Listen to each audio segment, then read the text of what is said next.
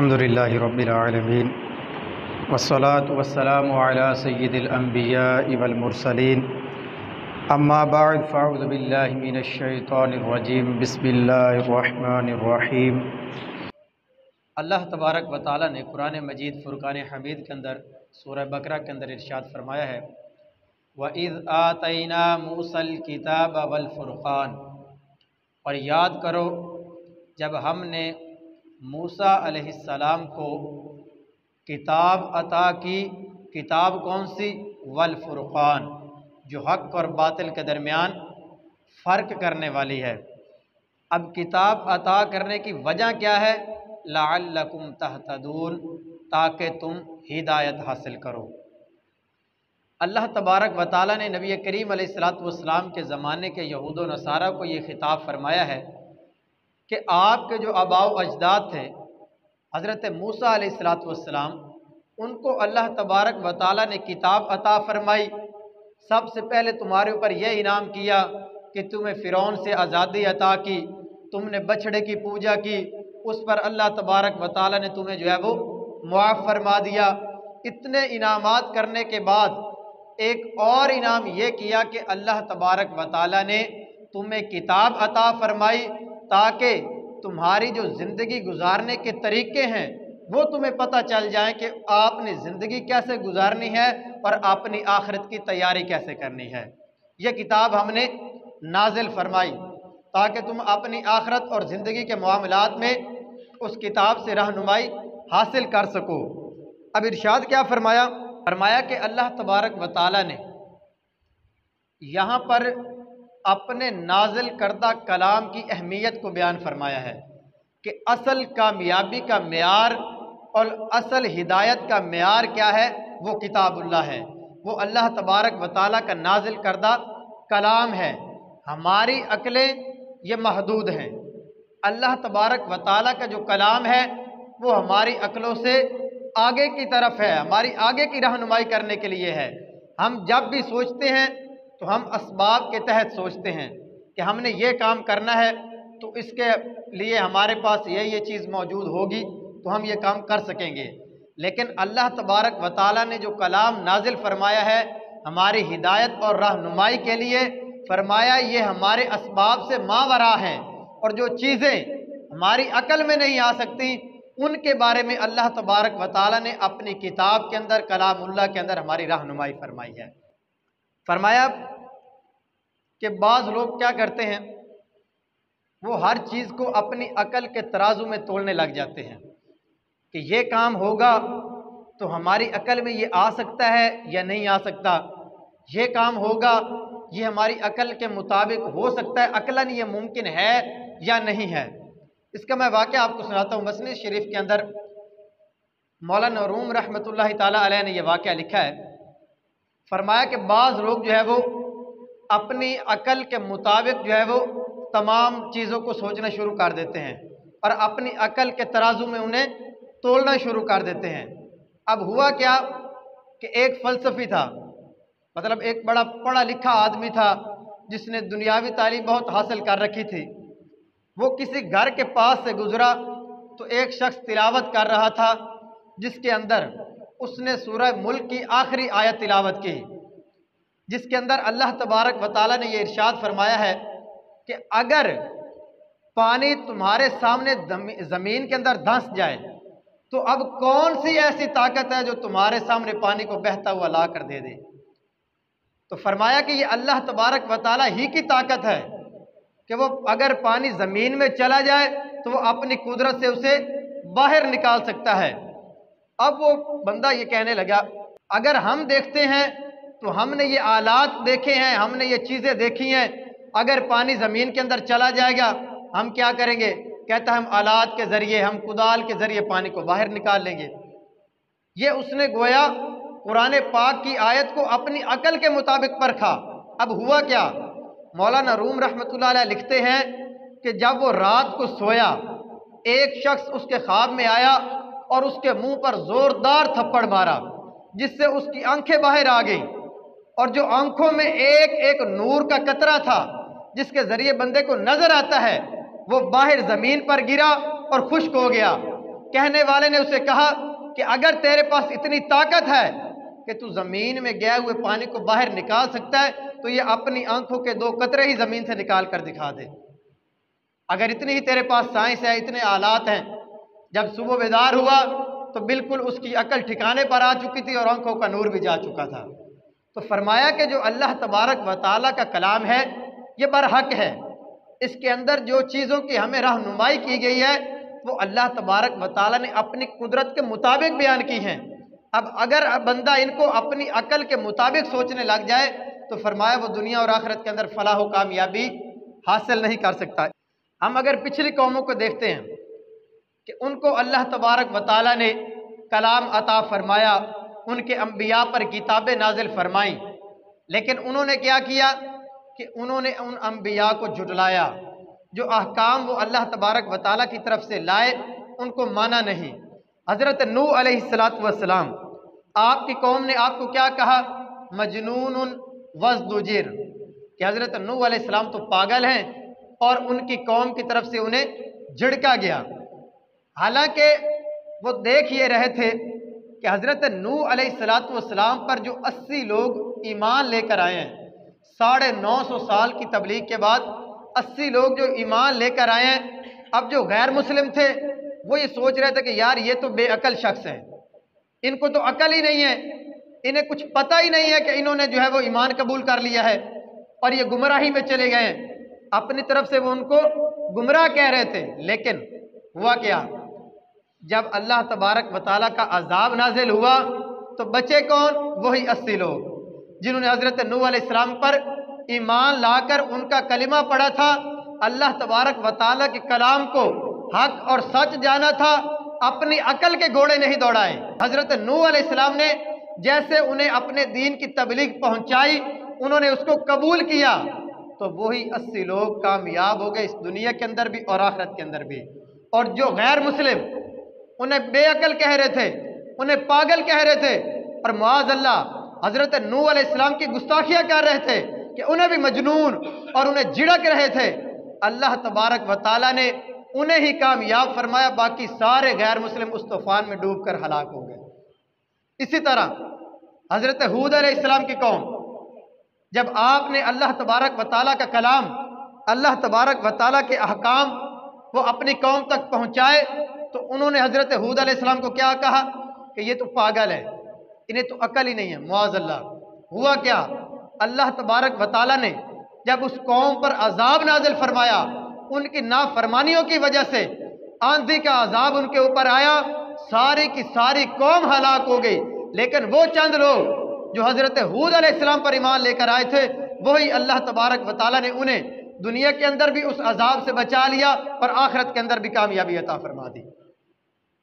تو کیا فرمایا کہ اپنی عقل کے گھوڑے نہیں دوڑانے، جو کلام، جو احکام اللہ تبارک و تعالیٰ کے انبیاء ہمارے پاس لے کر آئے ہیں، ہم نے ان کے اوپر ایمان لے کر آنا ہے۔ اب نبی کریم علیہ السلام، آپ کی قوم کے لوگ اس وقت کے جو مشرکین تھے، یہود و نصارہ تھے، انہوں نے کیا کہا؟ انہوں نے کہا کہ پچھلے انبیاء پر کتابیں نازل ہوئیں، ان کے امتیوں نے انہیں جھٹلا دیا، اگر اللہ تبارک و تعالی ہماری طرف کوئی کتاب نازل کرے تو ہم ان سے بڑھ کر اس پر ایمان لے کر آئیں گے۔ تو فرمایا ٹھیک ہے، اللہ تبارک و تعالی نے قرآن مجید فرقان حمید اپنے محبوب پر نازل فرما دیا، فرمایا یہ کتاب اللہ ہے، یہ اللہ تبارک و تعالیٰ کا کلام ہے۔ تم کہتے تھے کہ پچھلے انبیاء پر کتابیں نازل کی گئیں، لیکن ان کے امتیوں نے انہیں جھٹلا دیا، وہ مانے نہیں۔ تورات نازل ہوئی، زبور نازل ہوئی، انجیل نازل ہوئی، لیکن ان کے امتی ان کو ماننے کی بجائے انہوں نے ان کو جھٹلایا۔ اگر اللہ تبارک و تعالیٰ ہماری طرف کوئی کتاب نازل کرتا تو ہم ان سے بڑھ کر ایمان لے کر آتے، یہ لو قرآن پاک تمہارے اوپر نازل کیا گیا ہے، اب اس کے احکامات کو مانو اور اس کے اوپر جو ہے وہ ایمان لے کر آؤ۔ یہ امت مسلمہ کو کہا گیا ہے۔ اور آگے کیا ارشاد فرمایا؟ فرمایا کہ اللہ تبارک و تعالیٰ نے جب کلام اپنا نازل فرما دیا، اس کے بعد کسی کے پاس کوئی جو ہے وہ دلیل نہیں بچے گی، کوئی یہ نہیں کہہ سکے گا کہ پچھلی امتوں پر تو کتابیں نازل ہوئیں، ہماری طرف کوئی کتاب اللہ کی آئی نہیں ہے، کوئی اللہ پاک کے احکام ہماری طرف آئے ہی نہیں ہے؟ فرمایا نہیں، اللہ تبارک و تعالیٰ نے ان تمام کتابوں سے افضل قرآن مجید فرقان حمید ہماری طرف نازل فرمایا کہ کل قیامت کا دن غیر مسلم یہ کہہ نہ سکیں کہ ہماری طرف تو کوئی کتاب آئی نہیں، اس لیے ہم کس چیز کے اوپر ایمان لے کر آتے ہیں۔ فرمایا اس اعتراض کو، اس چیز کو اللہ تبارک و تعالیٰ نے دور فرما دیا۔ اور آگے سنیں، جب مسلمانوں نے قبرص کا علاقہ فتح کیا، صحابہ کرام علیہم رضوان نے وہاں کے کفار کو شکست دی اور وہاں پر مسلمانوں کو اللہ تبارک و تعالیٰ نے فتح عطا فرمائی، تو صحابی رسول حضرت سیدنا ابو دردہ رضی اللہ تعالیٰ عنہ آپ ایک سائڈ پر بیٹھ کر رو رہے تھے۔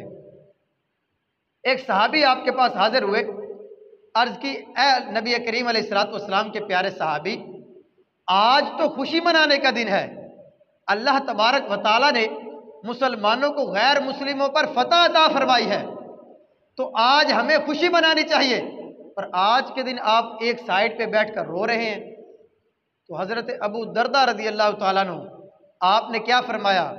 فرمایا مجھے رونا اس چیز پر آ رہا ہے کہ جب تک یہ قبرص کے لوگ اللہ تبارک و تعالیٰ کے احکامات پر عمل کر رہے تھے تو امان میں تھے، انہوں نے اللہ تبارک و تعالیٰ کے دین کو جھٹلایا، اللہ تبارک و تعالیٰ کی نافرمانیاں کی اور نبی کریم علیہ الصلوۃ والسلام پر ایمان نہیں لے کر آئے، اس کی کتاب پر ایمان نہیں لائے، تو اللہ تبارک و تعالیٰ نے آج انہیں شکست دو چار کر دیا ہے۔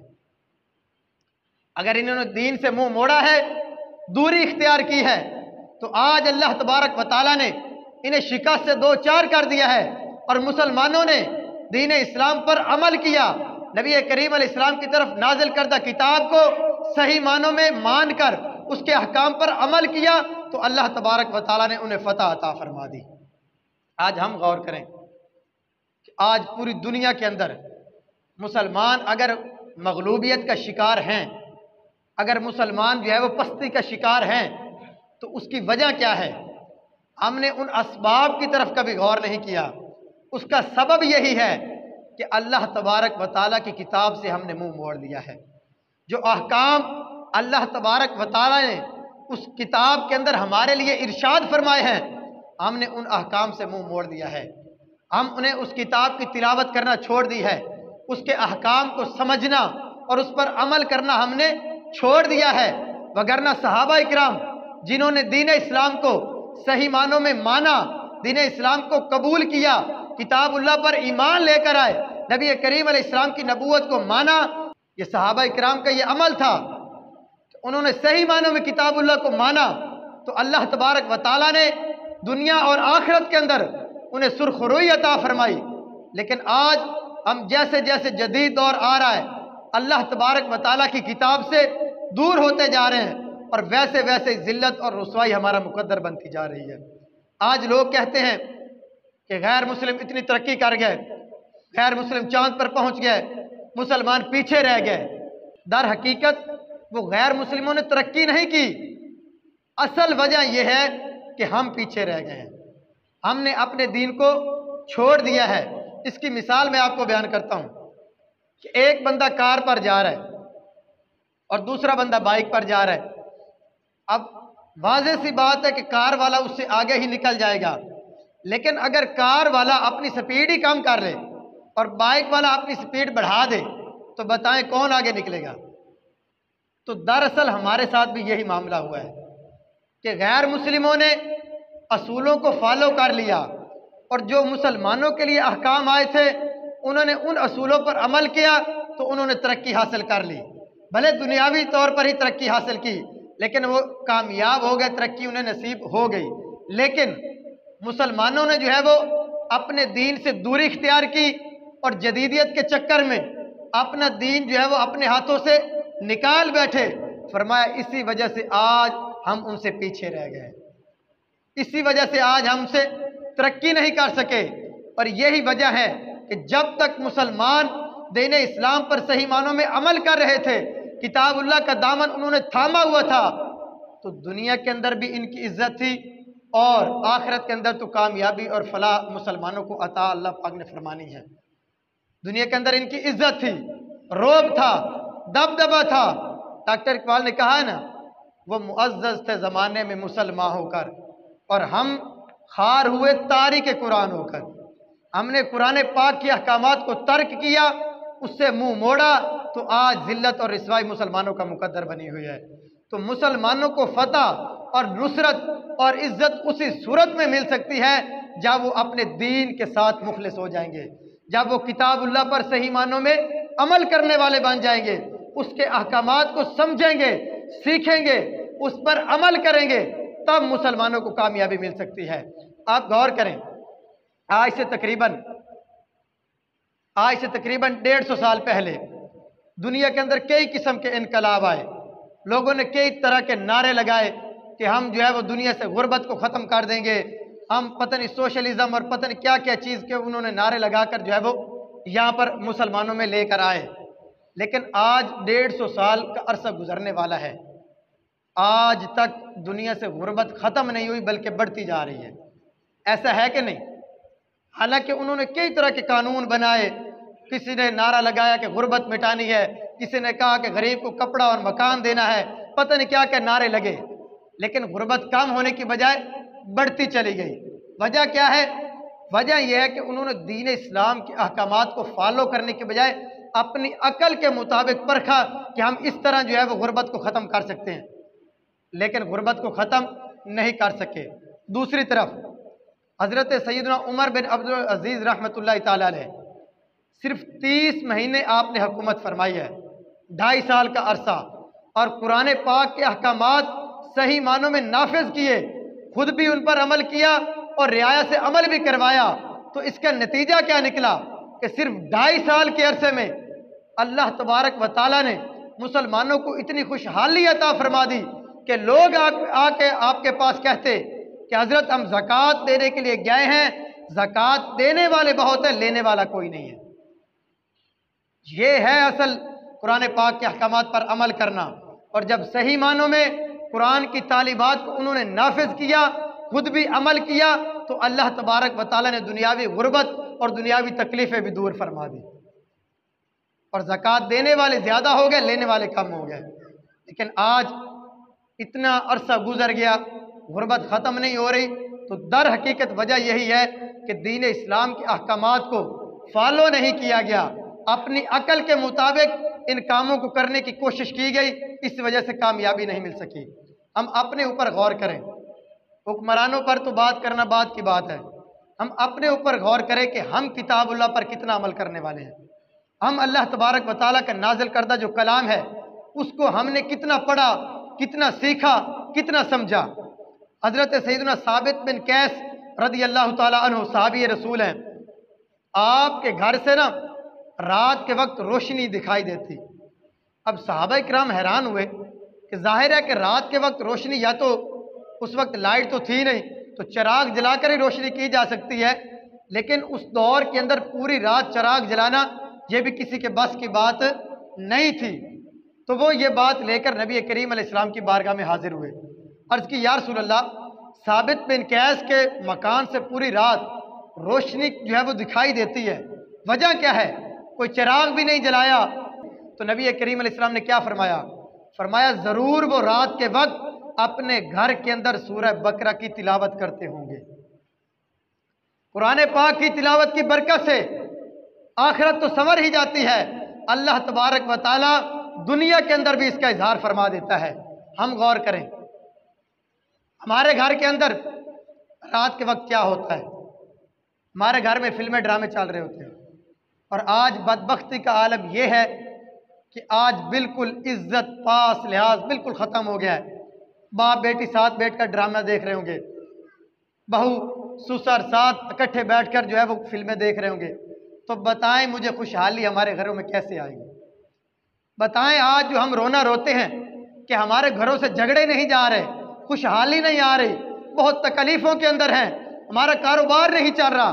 اگر ہم اس طرح قرآن پاک کے احکامات کو پس پش ڈالیں گے اور اپنے گھروں کے اندر قرآن پاک کی تلاوت کا معمول نہیں بنائیں گے، اپنے آپ کو دین اسلام کے ساتھ صحیح معنوں میں وابستہ نہیں کریں گے، تو بتائیں ہمارے گھروں کے اندر خوشحالی کیسے آ سکتی ہے؟ یہ آج ہمارے جو اتنی تکلیفیں، اتنی مصیبتیں، پریشانیاں آتی ہیں، در حقیقت اس کی وجہ یہی ہے کہ ہم نے دین اسلام سے دوری اختیار کر لی ہے، ہم نے اس سے منہ موڑ لیا ہے۔